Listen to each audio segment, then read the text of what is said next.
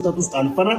ዛሬም የየራሳችንን ገበና ቤቱ ጠረው እግዚአብሔር ይወቀው ሸፍኖልን ነው የሁላችን እግዚአብሔር። ከዛ በተረፈ ሁለተኛ ሰው እስከ ዛሬ ድረስ የት ነበሩ እነዚህ ሰዎች? አትናቴዎስን ባለፈ ሥራ መኮንንና ማሸማቀቅ ማለት ፈለገ አትናቴዎስን ለኛ ተውት።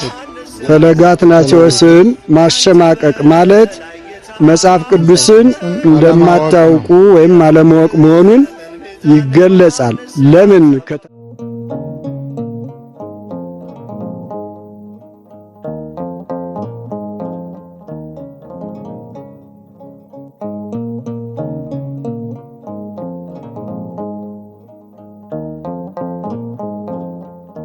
ፈለገ አትናቴዎስን ባለፈ ሥራ መኮንንና ማሸማቀቅ ማለት ፈለገ አትናቴዎስን ለኛ ተውት። ፈለገ አትናቴዎስን ማሸማቀቅ ማለት መጽሐፍ ቅዱስን እንደማታውቁ ወይም አለማወቅ መሆኑን ይገለጻል። ለምን ከተባለ እግዚአብሔር አምላካችን እነ ቅዱስ ጳውሎስን ራሱን ፈጣሪን ሲገዳ የሱ ውድቀት ለኔ ክብር ነው፣ የሱ ውርደት ለኔ ከባድ ይሆንልኝ በፍጹም ነው ማለት ነው። አላጠፋም አልበደለም ማለት አለ። ሁላችን በብዙ ስህተት ውስጥ አልፈናል። ዛሬም የየራሳችንን ገበና ቤቱ ጠረው እግዚአብሔር ይወቀው ሸፍኖልን ነው የሁላችን እግዚአብሔር። ከዛ በተረፈ ሁለተኛ ሰው እስከ ዛሬ ድረስ የት ነበሩ እነዚህ ሰዎች?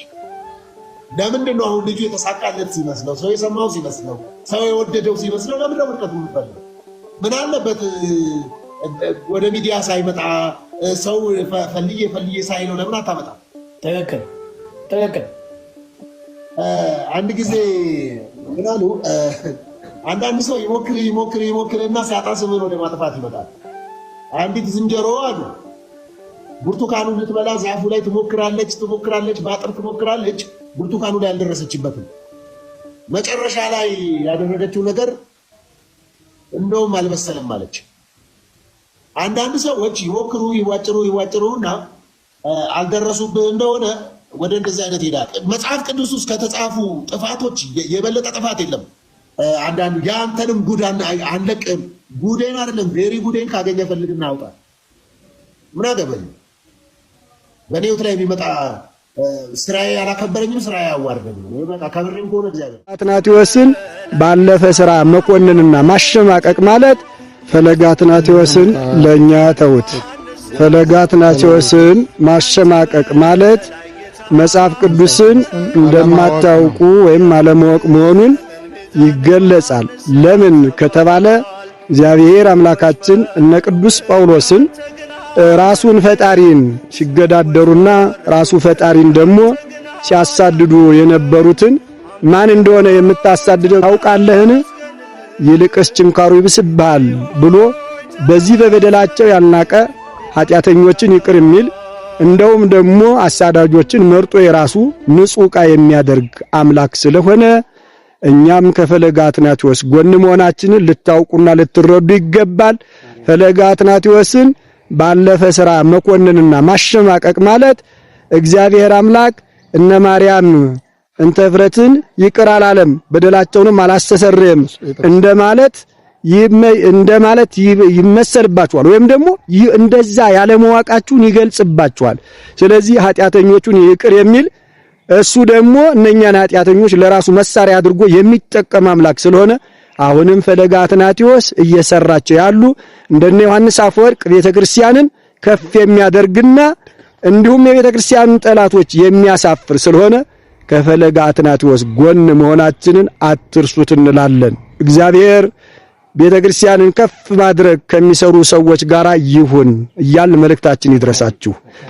ፈለገ አትናቴዎስን ዛሬ አጋልጣለሁ። ፈለገ አትናቴዎስ ልብ ብለህ ስማኝ። ሁላችሁም ይህንን ቪዲዮ ሼር በማድረግ ለሁሉም ሰው አዳርሱልኝ። ፈለገ አትናቴዎስ ሆነ እዛ ግሩፕ ውስጥ ያላችሁ ጓደኞቹ በጠቅላላ ሶሻል ሚዲያ ላይ የሰራችሁት ስራ ቀላል የማይባል አይደለም። በርካታ ኦርቶዶክሳውያንን መጽሐፍ ቅዱስን እንዲያነቡ ወደ ቤተ ክርስቲያን እንዲሄዱ አድርጋቸዋል።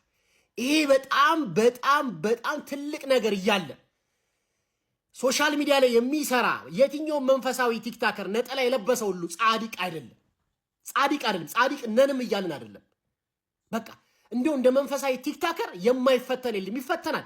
በጣም ነው የሚፈተነው። ለተፈተነበት ደግሞ ንስሐ ይገባል። በተረፈ የሰው ልጅ ኃጢአት በደል ካለበት እግዚአብሔር ይዳኘዋል፣ በንስሐ ያልፋል እንጂ የሰው ልጅ ምን አገባው? በተረፈ ደግሜ ልንገራችሁ፣ እከሌ እንደዚህ አጥፍቷል፣ እከሌ እንደዚህ በድሏል የምትሉ ከሆነ ህግ አለ፣ ፖሊስ ጣቢያ አለ፣ ሄዳችሁ መክሰስ ትችላላችሁ። ሶሻል ሚዲያ ግን የአንዱን ውድቀት የምትመኙ ሰዎች፣ አንዱ እንዳያድግ አንዱ እንዳይለወጥ የምትመኙ ሰዎች፣ መታችሁ የሰውን በደልና ኃጢአት የምትለጥፉ ሰዎች የእናንተ ኃጢአት ቢወጣ የእናንተ በደል ቢወጣ እዚህ ቲክቶክ ላይ አይደለም መንገድ ላይ አትቀመጥም ነበር። ሁላችንም በደለኞች ነን፣ እናውቀዋለን። ሁላችንም ስልካችን ቢፈተን፣ ሁላችንም የሰራነው ኃጢአትና በደል ቢፈተሽ መንገድ ላይ አንወጣም ነበር። ኃጢአት ቢሸት ማንም ከቤት አይወጣም። ማንም ላይ መፈረድ ማንነት የለውም። እኔ የምናድደው ሶሻል ሚዲያ ላይ በርካቶችን ቲክቶክ ላይ እንደዚህ መታው የሚሳደቡ ዘር ከዘር የሚያባሉ ሃይማኖት ሴትን የሚሰዱ ሰዎች እንደዚህ ሶሻል ሚዲያ ላይ ፊታችሁ እየታየ እነሱን ሳትናገሩ የተደበቀ የሰውን ገበና እያወጣችሁ ሰውን ለማሰናከል ሰውን ለማጥፋት የምትጥሩ ሰዎች ግን ራሳችሁን ቼክ አድርጉ። መንፈሳዊ ቲክታከር ማለት ኃጢአት የለበትም ማለት አይደለም። ቢያንስ የእግዚአብሔርን ቃል ልናገር ብሎ ነው። ቢያንስ እያንዳንዱ ኃጢአቱን እግዚአብሔር ስለደበቀለት እያንዳንዱ ኃጢአቱ በንስሐ ስላለፈለት እግዚአብሔርን ላገልግል ብሎ ነው ቲክቶክ ላይ የሚመጣው። ምንም አይነት ገንዘብ ክፍያ የለውም። ሰው ሲለወጥ በቃ ደማችን የሚፈላ ሰዎች አለ። ኦልሬዲ ፈለገ አትናቴዎስ ጥፋት ካጠፋ እኔ በውስጥ መጥቼ እነግርሃለሁ፣ ልወቅስ እችላለሁ። አደባባይ አጥቼ ግን ወንድሜን አላሰጣም። ይሄ ክርስትና ባህሪ አይደለም አባት። አያችሁ፣ ወዳጅና ጠላትህን ለማወቅ የክፉ ቀንን ጠብቅ ይባላል። ስለዚህ ሁላችሁም ቻሌንጁን ተቀላቀሉ። የገንዘብ ቻሌንጅ አይደለም፣ ከማንም ጋር እንወዳደርም። ኦርቶዶክሳውያኖች ሆናችሁ በሙሉ ፈለገ አትናቴዎስን አሁን ያለው ፎሎ 321600 ነው። በነገው ዕለት ቢያንስ 500,000 ገብቶ እንዲያደር ሁላችሁም ቻሌንጁን ተቀላቀሉ። ይሄንን ቪዲዮ ለዓለም እንዲደርስ ሪፖስት ሼር አርጉት። በዛ ላይ ፈለገ ይችላል፣ ተጽዕኖ ፈጣሪ ነው፣ መምህራችን ነው፣ በጣም ነው የምንወድህ፣ በጣም ነው የምናከብርህ እያላችሁ ኮሜንት ላይ ጻፉ። ሁላችሁም የ1 ሚሊዮን ቻሌንጅ ላይ ተንቀሳቀሱ። ሁላችንም ኦርቶዶክሳውያን የሆንን ቪዲዮ እንሰራለን። ስለዚህ ሌትስ ጎ። የምን መቀመጥ ነው? ፈለገማ ይችላል፣ በደንብም ግጥም አድርጎ ይችላል። ጋይስ ፈለገ አትናቴዎስ ከዚህ በፊት አመንዝሯል። እሰይ ከፈለገ አትናቴዎስ ሲዘሙት ነበረ። ፈለገ አትናቴዎስ ነፍስ ሲያጠፋ ነበረ። ፈለገ አትናቴዎስ ሰው ሲደበድብ ነበረ። ፈለገ አትናቴዎስ ወንጀል ሲሰራ ነበረ።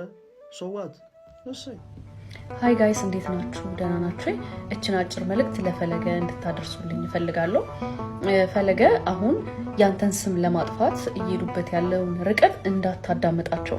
ምክንያቱም በሃይማኖት በኩል እንደዚህ አርገ ስለያዝካቸው አላፈናፈን ስላልካቸው በዚህ ቢመጡ አላፈናፈን ስላልካቸው በቅናት መንፈስ ተነሳስተው አንተን ዳውን ለማድረግ ያመጡት አጀንዳ ነው። ስለዚህ እንድሽ ብለ እንዳትሰማቸው።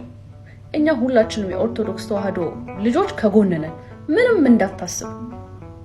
ሲቀጥል ደግሞ ይሄ ልጅ ልደት ተጠርቶ ቢሄድ ምን ችግር አለው? ጠሪ አክባሪ ነው፣ ሄደ አይደለ? ምን ችግር አለው? ቄስ አይደለ ወይ ደግሞ ቆብ ደፍቶ ገዳም የገባ ልጅ አይደለም። ልክ እንደኛ ወጣት ነው፣ መዝናናት መደሰት ይችላል። ምን አገባችሁ እናንተ? ምንም አገባችሁ። በቃ ፊዮና ጠራችሁ፣ ሄደ። ጥፋቱ ደግሞ የፊዮና ነው ብዬ ነው ማስበው። እዚህ ጋር ፊዮናን ጥፋተኛ ናት ሞር እያልኩኝ አይደለም። እሱ እዛ ቦታ ላይ አክብራ እስከጠራችሁ ድረስ የሃይማኖት አስተማሪ እንደሆነ እያወቀች ፊት ለፊት ላይ ቶርክ ማድረግ አልነበረባትም። እሷ አትሊስት ቪዲዮውን እሱ እስኪወጣ ድረስ መጠበቅ ነበረባት አይደለ? ግን ቢሆንም እዛ ጋር ተጠርቶ ነው ሄደው። በቃ እንደ ማንኛውም ተጋባዥ እንግዳ ሄዶ ተመለሰ፣ አለቀ። ምን ይሁን ነው የምትሉት?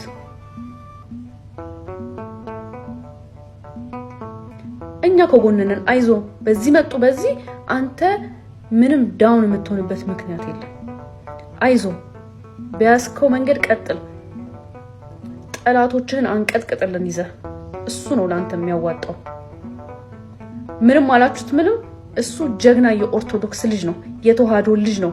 በዛም ብትመጡ በዚህም ብትመጡ ልታሸንፉት አትችሉ። ሁሉም ኦርቶዶክሳውያን ከጎኑ ነው። አይዞ እሺ፣ በርታ።